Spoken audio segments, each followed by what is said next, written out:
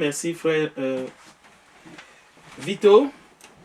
Nous voulons accueillir tous ceux qui sont connectés ce soir pour partager la parole de Dieu. C'est clair que nous continuons sur le même thème. Nous allons répondre à plusieurs questions afin que nous puissions arriver à une même pensée, à l'unité de l'esprit sur ce sujet qui est si important. Alors, le monde s'interroge, tout comme aussi les enfants de Dieu peuvent s'interroger sur le Dieu d'amour que nous adorons, qui nous a aimés avant même que nous ayons compris son amour. Alors, comment comprendre justement le Dieu omniscient, le Dieu d'amour, qui des fois, suite à notre raisonnement, laisse mourir l'adulte comme le nouveau-né, laisse parfois la souffrance toucher même les innocents. Comment comprendre cela? Alors, qui est-il? C'est Dieu. Alors, justement, même si nous ne pouvons pas cerner tous ces desseins, comment est-ce que Dieu agit, comment il prend ses décisions, comment il déploie justement sa bienveillance, mais nous pouvons comprendre selon les Écritures que ce même Dieu qui laisse mourir l'innocent ou qui punit les coupables comme aussi il punit ses propres enfants, il est fait pour des buts précis. En ce qui concerne ses enfants, ce n'est jamais dans le but de faire souffrir pour le plaisir de faire souffrir, mais c'est pour que nous puissions être corrigés. Est-ce que c'est juste un Dieu qui punit? Non, bien entendu. C'est un Dieu qui nous couvre de sa bonté, qui nous couvre de sa bienveillance et qui nous fait du bien, qui nous couvre de ses bénédictions. Mais il est tout à fait un Dieu d'amour parce que c'est sa nature, l'amour. Ce n'est pas un Dieu manipulateur, comme nous pouvons le croire, parfois, par moments, surtout dans des temps difficiles. Le même Dieu, omnipotent, omniprésent, que nous ne comprenons pas toujours, c'est encore lui. Après avoir averti Adam, même avant cela, avant la fondation du monde, alors qu'Adam n'est même pas créé, mais en créant Adam, il avait averti celui-ci que la mort serait la conséquence si celui-ci mangeait les fruits de l'arbre de connaissance du bien et du mal. Mais là où nous devons vraiment, ce qui attire notre attention, c'est qu'a-t-il fait après la chute de l'homme? Est-ce qu'il était observateur? Est-ce qu'il a dit, bon, maintenant que tu as choisi de manger les fruits de cet arbre que je t'avais défendu, tu n'as qu'à t'apprendre à toi-même, tu vas voir ce que tu vas voir. Mais non, il est venu au secours de l'homme qu'il a créé à son image. Ce même Dieu va laisser ou il va offrir son Fils unique comme sacrifice pour le prix de notre rédemption. Et grâce à ces dons ineffables de son Fils Jésus-Christ, Dieu nous donne sa grâce, il nous offre la vie éternelle, il nous offre ce que nous avions perdu. Justement, en Christ, nous retrouvons notre dignité, nous retrouvons justement le paradis perdu à cause de la désobéissance de l'homme. Alors, sur la question de l'énervement de l'humain, la déception de l'homme soutenu parce que ça existe contre ce Dieu d'amour, nous trouvons dans la parole de Dieu beaucoup de démentis. C'est-à-dire, ce n'est pas tous les humains face à l'adversité qui se sont comportés de la sorte. Nous allons reprendre quelques exemples. D'abord, en commençant par le Christ en personne qui est venu, qui est entré dans ce monde, né d'une femme sous la loi. Il était 100% humain et la Bible l'appelle comme étant le serviteur fidèle. Donc, il a posé un démenti contre tous les hommes qui peuvent se dresser ou dire que le monde n'a pas été bien fait ou que Dieu n'était pas à la hauteur, ce qui a fait que Adam a péché. Jésus-Christ, en entrant dans ce monde, il s'est conduit dignement et la Bible dit qu'il n'a pas péché. Donc, il est le premier démenti, il est le premier exemple d'un fils qui est venu faire la volonté de son Père et il a fait jusqu'au bout, jusqu'au sacrifice suprême. Il s'est donné en rançon. Lui, juste, il est mort à notre place, nous qui sommes injustes et nous qui avons péché. Mais on peut trouver d'autres démentis. Alors, l'exemple de ces trois jeunes pieux juifs, justement à Babylone, il s'agit bien de Shadrach, Meshach, Abednego. Je vous donne les passages, c'est Daniel chapitre 3, verset 8 à 12. Mais dans Daniel chapitre 1, verset 17, on décrit ces humains, hommes et femmes, nés d'un père et d'une mère, des juifs pieux, à qui Dieu a donné la connaissance et la sagesse. Et là où ils étaient à Babylone, ils jouissaient de beaucoup de privilèges que la plupart des Babyloniens ne jouissaient même pas, à cause de la connaissance et la sagesse qu'ils ont reçue de Dieu. Mais lorsque la donne change, lorsque la jalousie des autres administrateurs, lorsque la jalousie du peuple, lorsqu'il va y avoir complot, ils vont perdre ces privilèges-là. Ils vont être mis devant un fait accompli au fait. Mais nous remarquons dans les Écritures qu'ils n'ont pas cherché à changer les actes. Ils n'ont pas cherché à protéger leurs acquis sociaux. Ils ont cherché et ils ont choisi librement, sans contrainte, de rester fidèles à Dieu. Et à cause de cela, à cause du choix de rester fidèles à Dieu, malgré que leur situation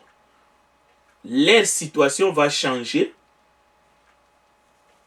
la porte de la fournaise ardente leur était montrée par leur patron, le roi Nabuchodonosor.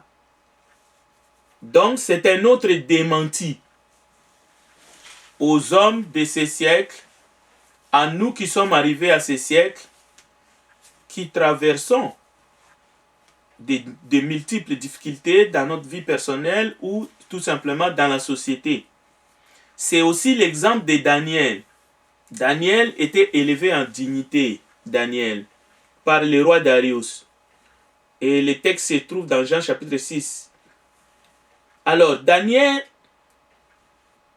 alors qu'il est élevé en dignité, grâce à Dieu, le roi va trouver en lui un esprit supérieur, un esprit extraordinaire, au point que le roi a décidé de lui donner la gestion du royaume au complet. Mais là encore, le roi va tomber sur le piège des autres administrateurs parce qu'il n'était pas seul, Daniel, qui vont comploter contre Daniel. Et finalement, contrairement à ce que le roi pensait, parce que le roi ne pensait que du bien de Daniel, Daniel sera jeté dans la fosse aux lions. Alors, malgré cette situation qui change, il perd tous ses privilèges. Vous savez que nous sommes des humains et Jésus a dit, là où se trouve le trésor de l'être humain, là se trouve son cœur. Alors dans Daniel chapitre 6, verset 20 à 28, la parole nous montre clairement que Daniel eut confiance en Dieu. Donc nous avons parlé de la fournaise ardente pour les amis de Daniel, mais maintenant, c'est plutôt une fosse au lion. Alors, devant l'injustice, la misère du monde, il ne faut pas faire semblant de ne pas comprendre le dessein de Dieu pour justifier notre emportement justement envers ce Créateur, notre Créateur qui nous aime. Alors, cherchons Daniel chapitre 6, versets 20 à 28, afin que nous puissions nous imprégner des Écritures. S'il vous plaît, je demanderai à un frère ou une sœur qui va trouver de nous lire Daniel chapitre 6, versets 20 à 28.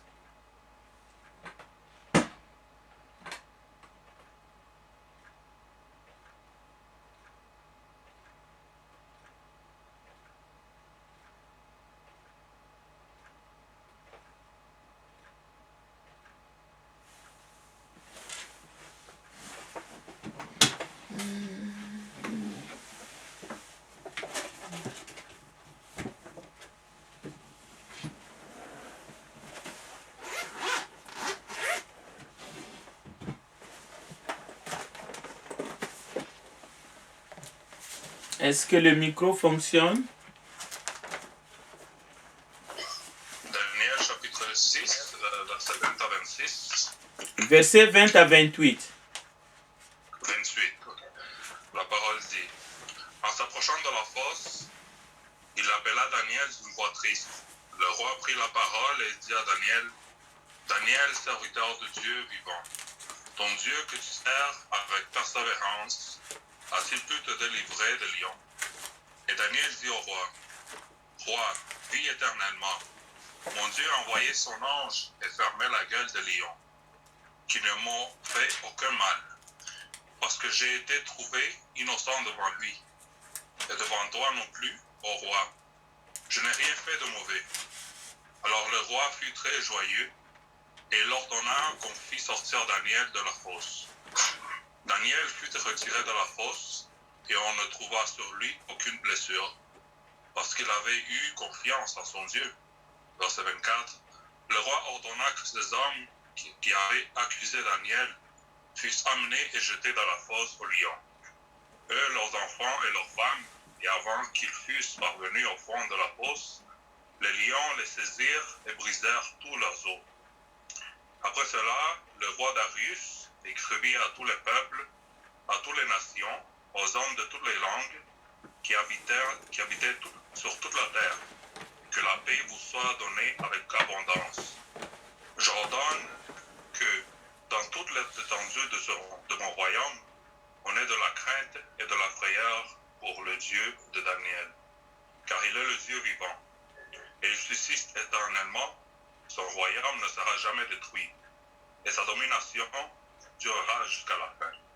Celui qui délivre et qui sauve, qui opère des signes et des prodiges dans les cieux et sur la terre, c'est lui qui a délivré Daniel de la puissance des lions.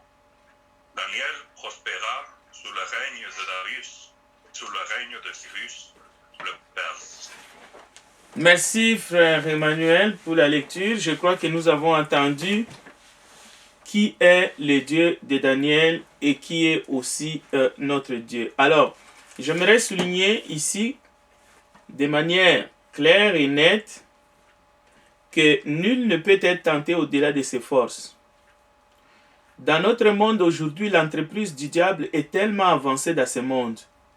Il est écrit même que le diable est le prince de ce monde. Alors souvent, les enfants de Dieu s'étonnent. Pourquoi est-ce que ce que nous appelons fortune est entre les mains des non-croyants? Pourquoi est-ce qu'on ne voit pas des chrétiens gouverner des pays, des empires, des choses comme ça aujourd'hui? Il faut qu'on se pose.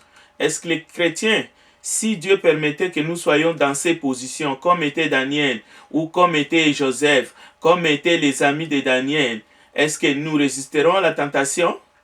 Alors Dieu ne peut pas permettre que nous soyons dans ces positions parce qu'il sait que la tentation est tellement énorme.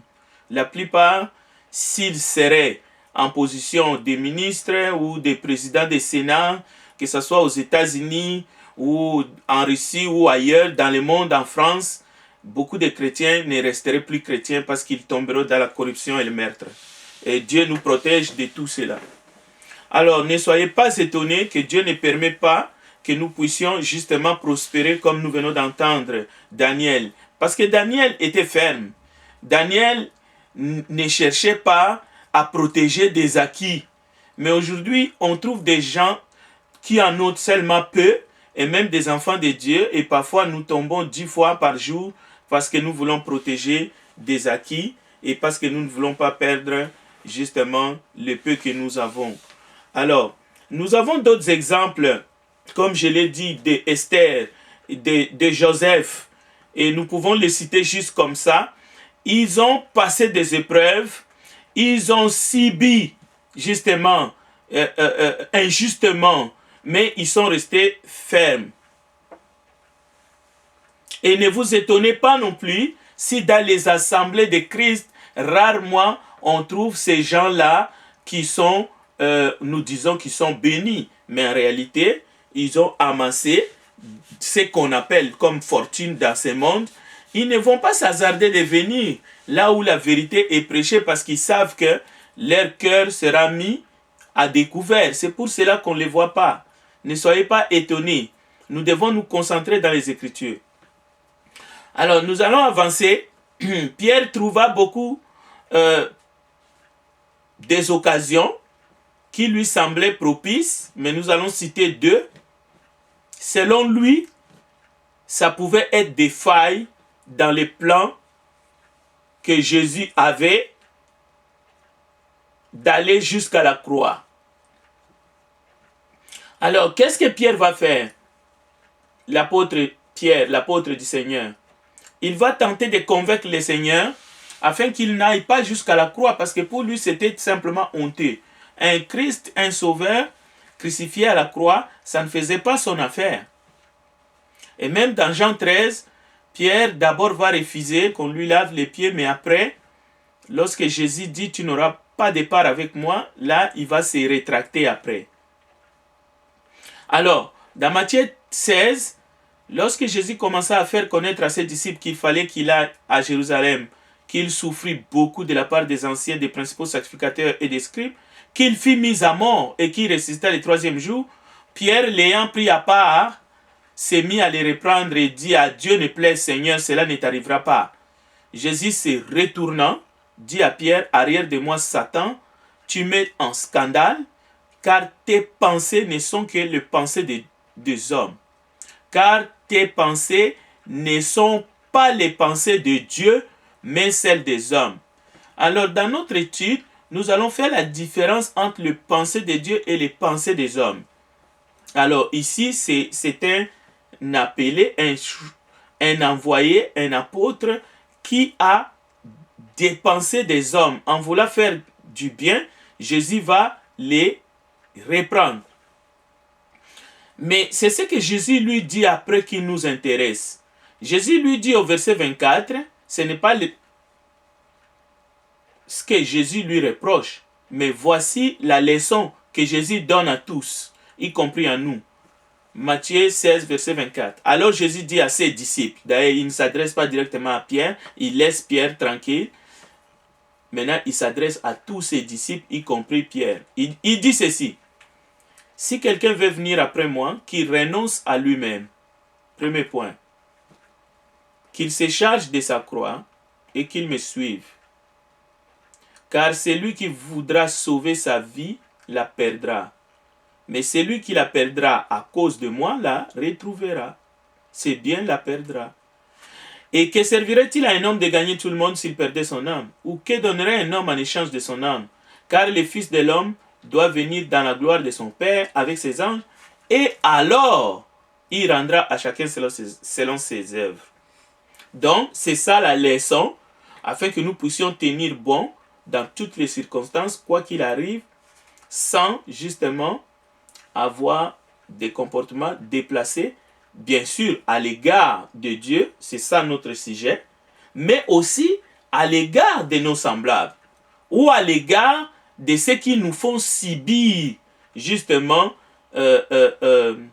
les le châtiment ou ce qui nous enlève nos biens, à l'exemple du roi Darius ou tout simplement Nabuchodonosor avec tous les gens qui étaient tout autour. On voit que les fidèles sont restés fidèles et de marbre.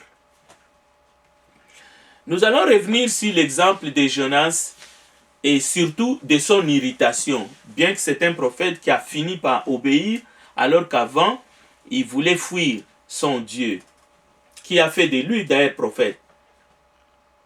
Alors, je vais lire ces versets, Jonas chapitre 4, verset 2, parce que nous pouvons nous voir à travers Jonas. Alors, qu'est-ce que Jonas dit dans son irritation, dans Jonas chapitre 4, verset 2? Écoutez, l'Éternel, Jonas dit, ah, Éternel, n'est-ce pas ce que je disais quand j'étais encore dans mon pays? C'est ce que je voulais éviter en fouillant à Tarsis. En effet, je savais que tu es un Dieu de grâce et de compassion, lent la colère et riche en bonté, et qui regrette le mal que tu envoies. Maintenant, Éternel, prends-moi dans la vie, prends-moi donc la vie, car mourir vaut mieux pour moi que vivre. L'Éternel répondit, fais-tu bien de t'irriter? La Bible dit au verset 5, Jonas sortit de la ville et s'assit à l'est de la ville. Là, il se fit une cabane et s'y tint à l'ombre en attendant de voir qu'est-ce que Dieu va faire à la ville. Parce que son désir était que Dieu détruise la ville. Alors, Jonas éprouva une grande joie à cause de cette plante. Mais le lendemain, à l'aurore, Dieu fit venir un ver qui la rongea et la plante sécha. Au lever du soleil, Dieu fit souffler un vent chaud d'est, et le soleil frappa la tête de Jonas au point qu'il tomba en défaillance. Il demanda la mort en disant, il vaut mieux pour moi mourir que vivre. Dieu dit à Jonas, fais-tu bien de t'irriter à cause de la plante? Il répondit, j'ai fait bien de m'irriter jusqu'à la mort. Souvent, ce qui arrive dans nos vies, dans la vie des humains ici-bas, c'est que n'importe quoi peut nous amener à l'emportement. N'importe quelle situation, même les plus communs de mortels. Parce que nous essayons toujours de vivre selon nos pensées, selon nos imaginations.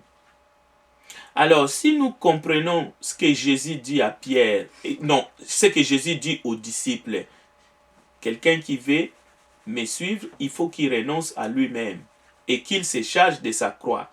À l'exemple de Jonas, qui ne renonce pas à lui-même, qui ne veut pas porter sa croix, qui veut au fait que les choses aillent selon ce qu'il a compris que ce serait le meilleur. Alors, Jésus envoie un enseignement en disant, si nous renonçons à nous-mêmes, cela peut nous aider. Parfois, lorsque nous ne comprenons pas les desseins divins, soit parce que ça nous dépasse, ou parce que nous allons comprendre un peu plus tard, parce que nous avons renoncé à nous-mêmes, nous pouvons tenir bon, nous pouvons rester dans le droit chemin. Nous pouvons continuer à être fidèles à un Dieu qui ne nous explique pas tout.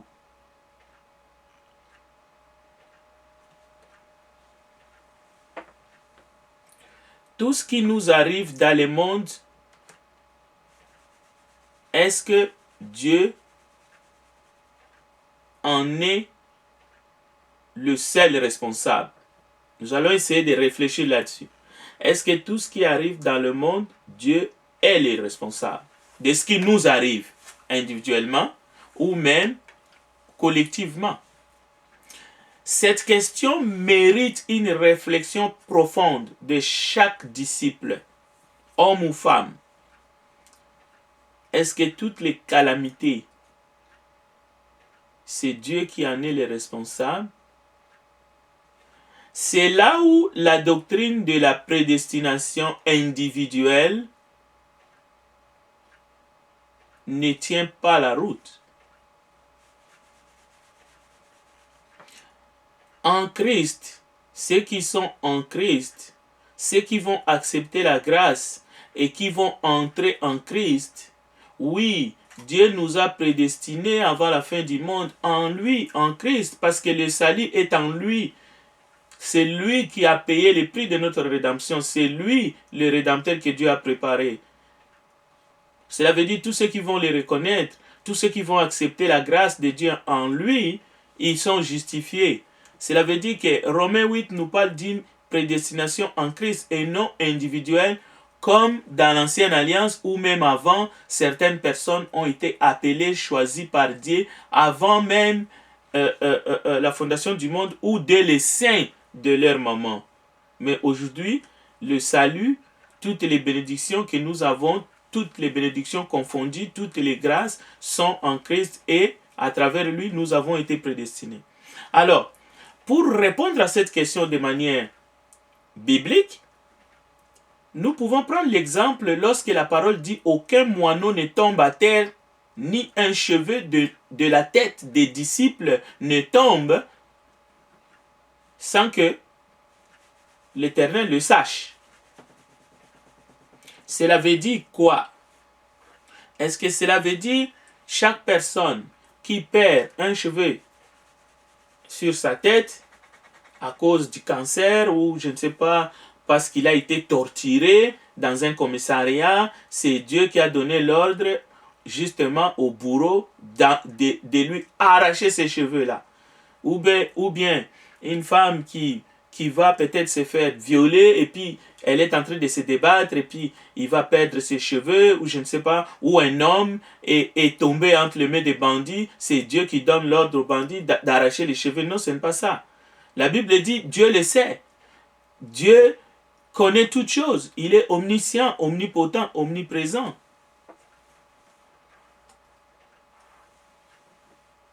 Mais Dieu n'est pas responsable de tout ce qui arrive dans ce monde, de tout ce qui nous arrive. Dieu, comme il n'est pas responsable de la chute de l'homme dans les jardins d'Éden. Mais cela ne veut pas dire qu'il ne voit pas. Oui, on peut dire qu'il laisse faire, mais ce n'est pas non plus parce qu'il laisse faire qu'il devient coupable. Non, il sait ce qu'il fait.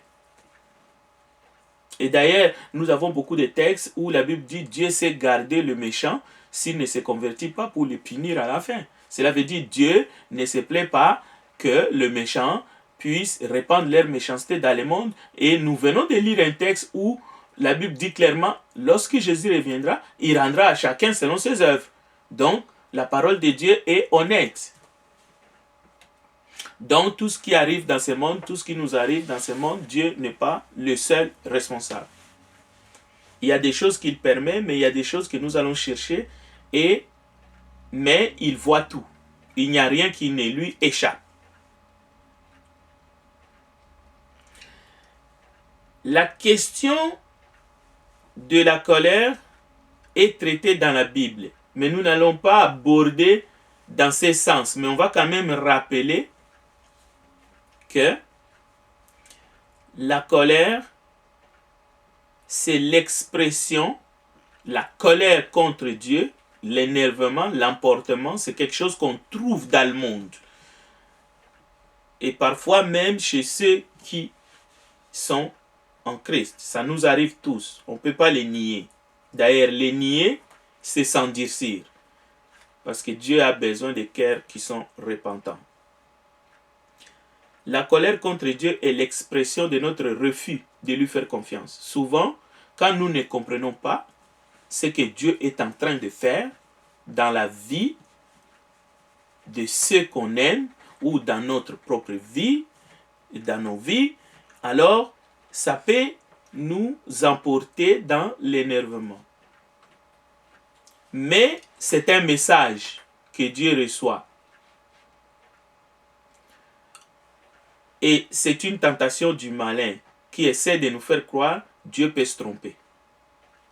Vous voyez, votre Dieu que vous adorez, que vous louez, il peut se tromper. Regardez, il vous a oublié. Bon. Le seul être infaillible dans les ciels et sur la terre. La Bible dit, Dieu ne ment pas. Mais aussi, Il ne peut pas se tromper. L'Éternel est infaillible. Mais par contre, il y a des êtres humains qui se croient infaillibles, qui s'autoproclament infaillibles. Même si on n'est pas un chef d'une institution religieuse, des fois, on se croit infaillible. C'est pour cela, lorsqu'on se trompe, on a même du mal à se pardonner. On croit qu'on ne peut pas se tromper. On est un homme, on a des pouvoirs surhumains. Moi, je me trompe jamais. J'ai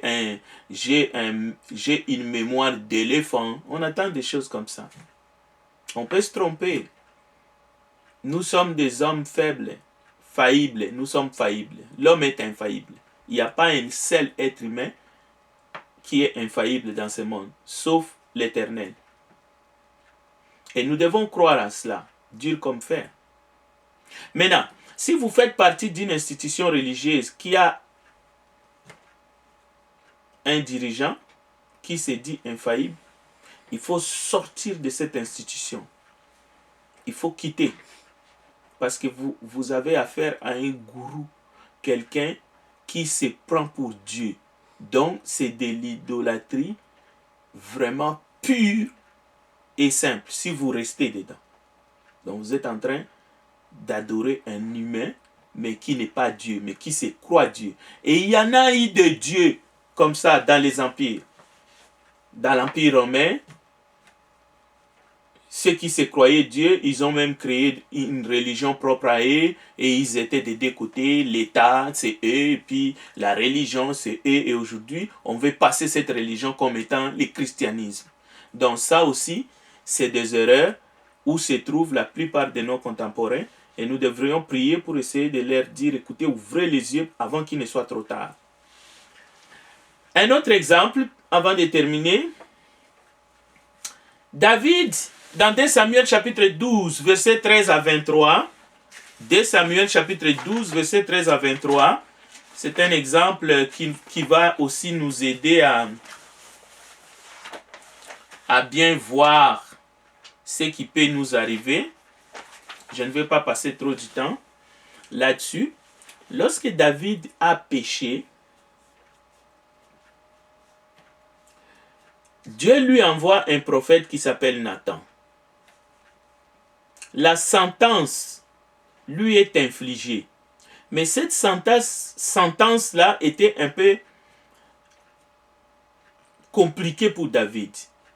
Parce que David s'est repenti et l'Éternel, par la bouche du prophète, lui dit, bon, tu ne mourras pas, mais l'enfant qui t'est né mourra.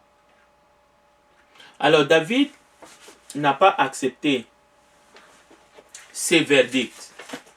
Peut-être qu'il aurait accepté facilement si lui-même devrait mourir. Donc David est touché dans son cœur. Comme il sait que Dieu, c'est un Dieu de grâce, il va essayer d'aller prier afin que Dieu puisse avoir pitié de l'enfant. Parce que l'enfant est gravement malade. Je vais lire les textes, s'il vous plaît. Suivez. 2 Samuel chapitre 12, à partir du verset 13.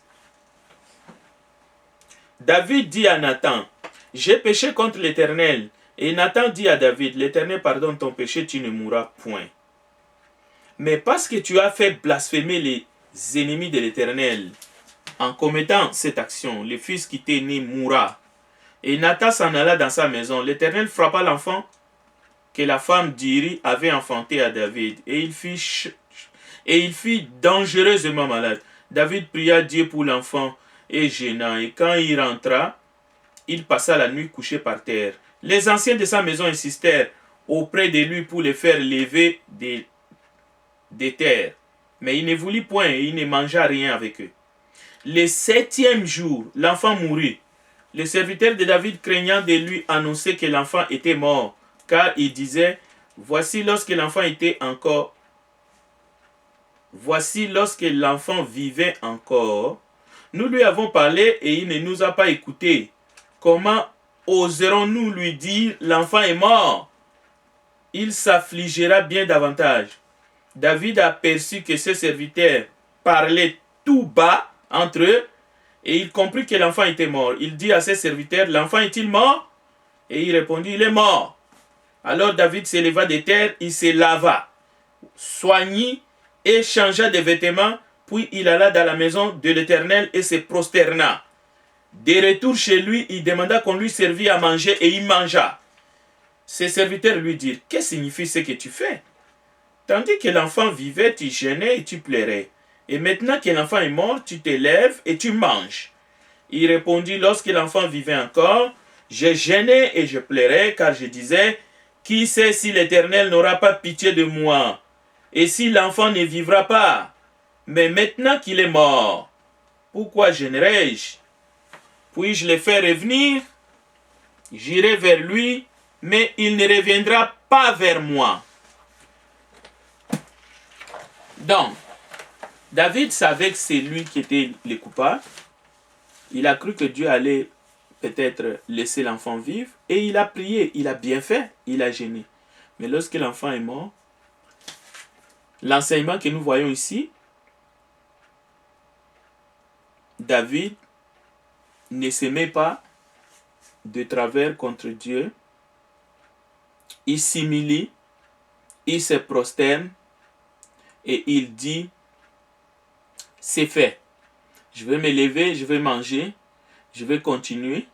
Dans un sens, il fait confiance en Dieu. Il sait que maintenant, cette sentence, il ne peut pas la changer, il ne peut rien faire, mais il peut continuer à faire confiance à ses dieux. Alors, en conclusion pour ce soir, comme je l'ai annoncé, je vous renvoie dans Hébreux chapitre 11. Pourquoi ce texte-là, nous l'appelons l'épopée? Parce que c'est là-bas où nous avons des exemples concrets, des exemples des hommes et des femmes qui ont marché dans la foi. Qu'est-ce qu'ils ont fait? Qu'est-ce qui leur est arrivé dans leur vie?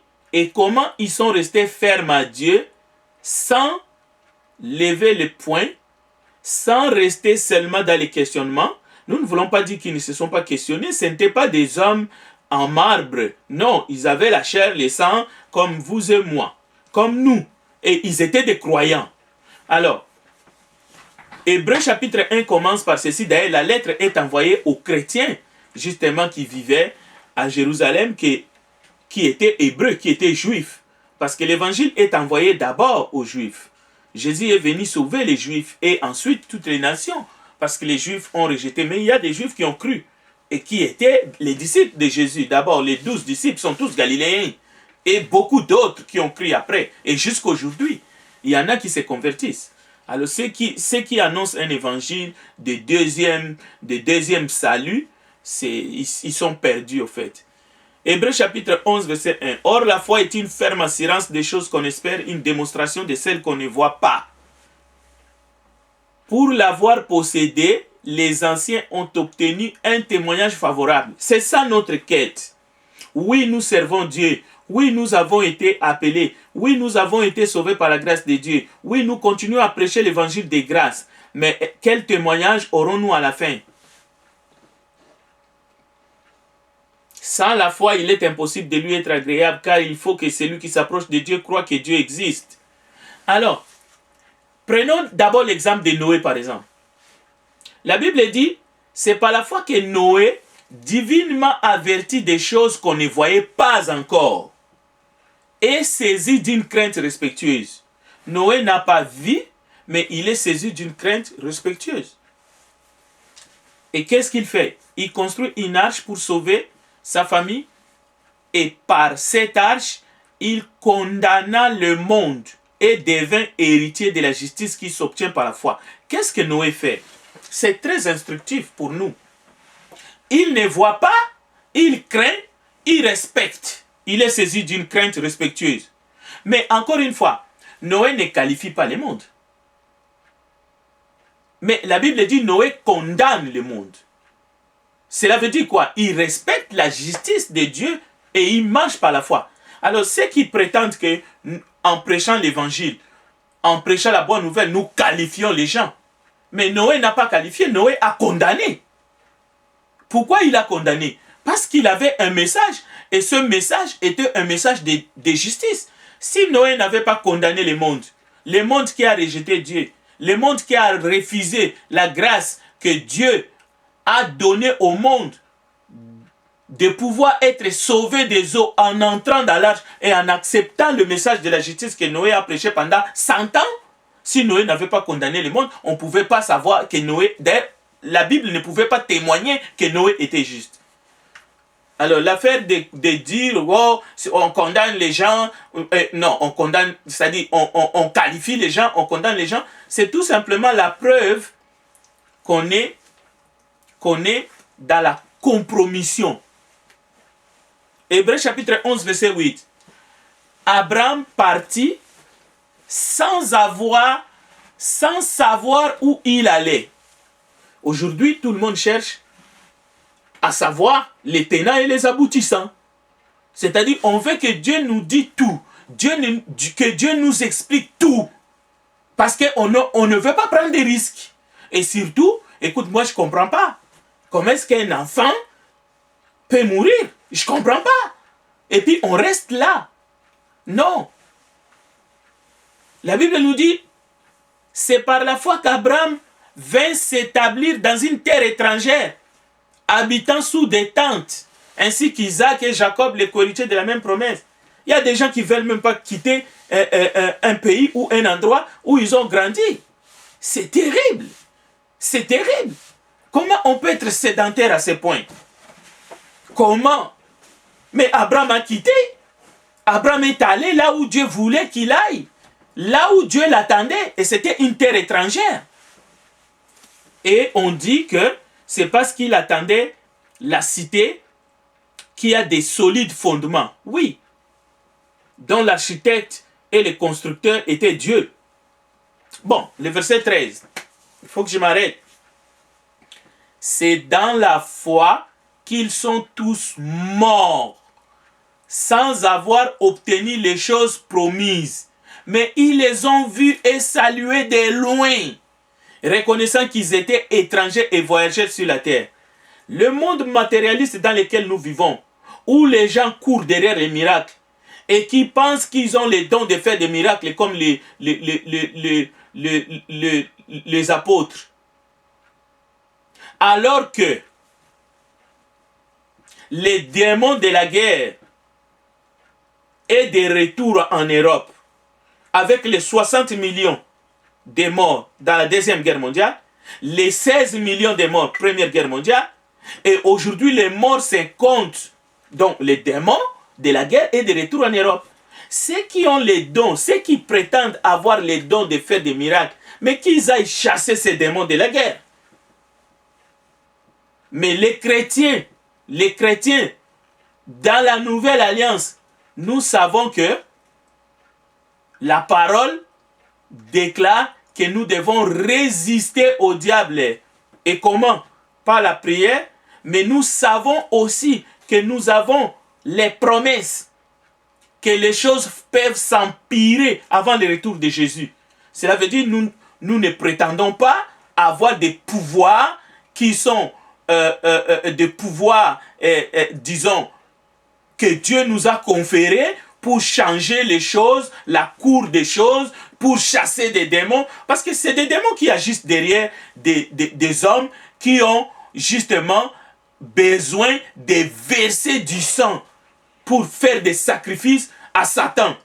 Nous savons ces choses, mais nous croyons qu'ils seront jugés au retour de Jésus. Chacun rendra des comptes selon qu'il a agi, état dans son corps. Ils seront tenus responsables des milliers de morts, y compris ceux de la Première et de la Deuxième Guerre mondiale, y compris ceux qui meurent en Afrique, ceux qui meurent au Yémen. Tous ceux qui versent le sang répondront devant Dieu, mais nous résistons contre toutes les mauvaises pensées, nous résistons contre l'esprit guerrier, les va-t-en-guerre, nous résistons, nous proclamons l'évangile de paix pour que ceux-là qui vont entendre l'appel de Dieu puissent entrer dans le royaume et qu'ils puissent saisir la grâce de Dieu et qu'ils puissent être pardonnés de ses péchés. Et Moïse, la même chose. il a regardé l'opprobre de Christ comme une richesse plus grande que les trésors de l'Égypte. Il y avait des trésors en Égypte. Pourquoi? Il s'est montré ferme, comme voyant celui qui est invisible. Aujourd'hui où la corruption, il n'y a que des corrompus. C'est-à-dire que des gens qui se mettent devant la télévision, mais pour raconter des bêtises, qui envoient les gens à la mort. Hein? Écoutez, Dieu regarde ce qui se passe dans ce monde et nous les chrétiens, nous devons avoir les regards divins. Nous ne devons pas observer, être des observateurs. Nous sommes des acteurs. C'est pour cela que nous devons prier avec intelligence. Nous devons demander à Dieu d'intervenir. Que la grâce de notre Seigneur Jésus-Christ et que la paix que Dieu seul peut nous donner remplisse nos cœurs et que nous puissions vivre en paix et continuer à prêcher l'évangile pour le salut de ce monde. Que Dieu bénisse sa parole. Je retourne justement le micro à notre bien-aimé frère Jérémie Dorsan qui nous dirige ce soir. Soyez bénis. Oui. Est-ce que peut-être on peut prendre une question avant de clôturer? Il y en a.